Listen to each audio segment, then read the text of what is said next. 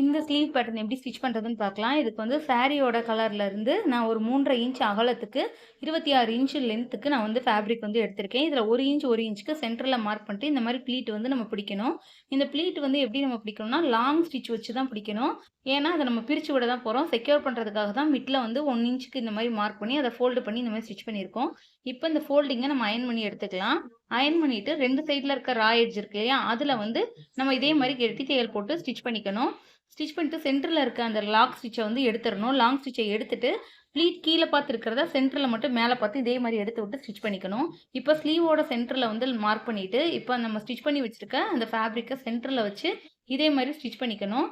இந்த மாதிரி ஸ்டிச் பண்ணுறப்ப 2 சைடும் ரா எட்ஜ் இருக்கும். அதை கவர் பண்ணுறதுக்காக நான் வந்து பார்டர் வந்து அட்டாச் பண்ண போகிறேன். இந்த மாதிரி பார்டர் வந்து 2 சைடும் நம்ம அட்டாச் பண்ணால் தான் அந்த சென்டர் போர்ஷன் வந்து ஹைலைட்டடாக தெரியும். இந்த பேட்டர்ன் வந்து நம்ம சென்டரில் வந்து அதாவது ஃபேப்ரிக் இல்லாமலும் நம்ம ஸ்டிச் பண்ணலாம்.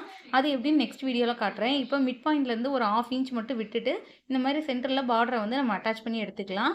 இந்த மாதிரி அட்டாச் பண்ணுறப்ப நமக்கு வந்து ப்ளவுஸ் வந்து இன்னும் என்ஹான்ஸ் ஆகி தெரியும்.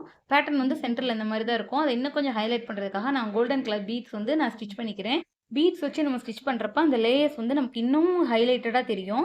உங்களுக்கு இந்த மாதிரி டிசைனிங் வீடியோஸ் பிடிக்கணும், நம்ம சேனலை ஃபாலோ பண்ணுங்கள். இந்த ப்ளவுஸோட full cutting and stitching video வேணும்னா லாங் வீடியோ கமெண்ட் பண்ணுங்கள், நான் அப்லோட் பண்ணுறேன். பிடிச்சிருந்தா நீங்களும் ட்ரை பண்ணுங்கள். தேங்க்யூ.